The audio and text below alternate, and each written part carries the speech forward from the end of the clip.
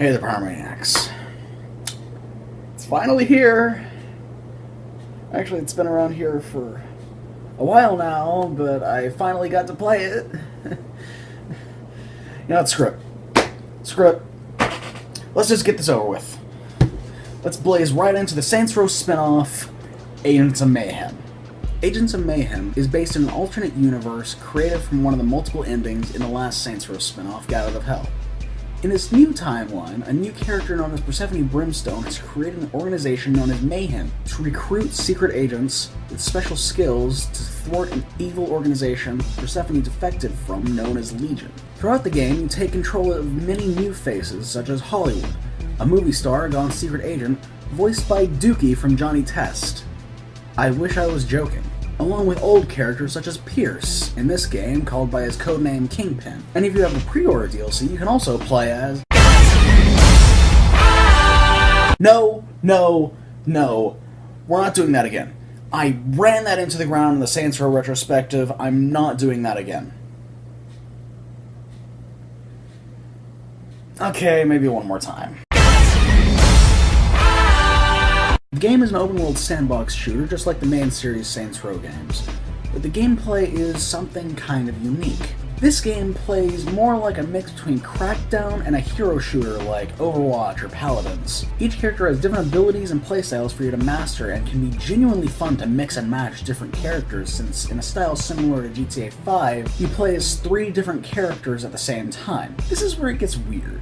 You may have multiple characters, but you have no weapon wheel, since each character has an assigned set of weapons from the start, just like any other hero shooter. Now, you might be thinking, well, this doesn't look that bad. It looks like a really fun multiplayer game. Well, you'd be right. If it had multiplayer...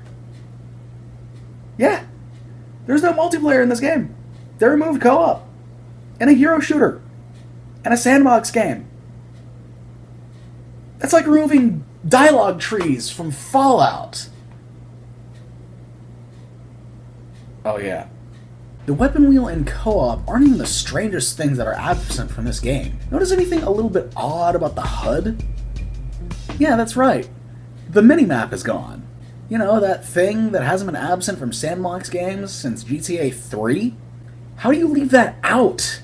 It's been a staple in open world games for over a decade. And it's really a shame the minimap is missing, since the full map is really cool, albeit a bit small. The futuristic city of Seoul, South Korea is a beautiful and unique location to explore, but even this has its flaws, considering there's really not much to do in it. There are a couple activities like the crystal you can collect to give your character special buffs, hostage rescues, safe houses to capture, and races to take part in, but the pedestrian AI are as basic as ever, and the more iconic minigames from the Saints Row series, such as Insurance Fraud or even Guardian Angel, are completely absent. This makes the world feel dead at times, with the only redeeming factor being that this game brought back the feature in Saints Row 1 and 2 where the missions are actually located on the map instead of stuck in a menu, although it does still give you that option. Most missions in the game, though, are exactly the same, with the only difference being set dressing. Every mission boils down to driving somewhere, completing an objective, shooting some bad guys, driving somewhere else, rinse, repeat.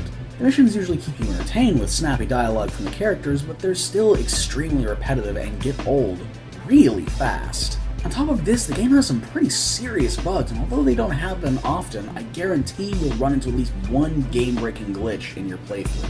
Mine was in Rama's mission at the second checkpoint.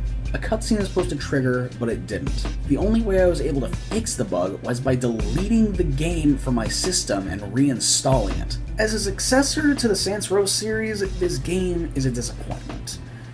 But as a weird experiment in the hero shooter genre, I actually think it's worth checking out.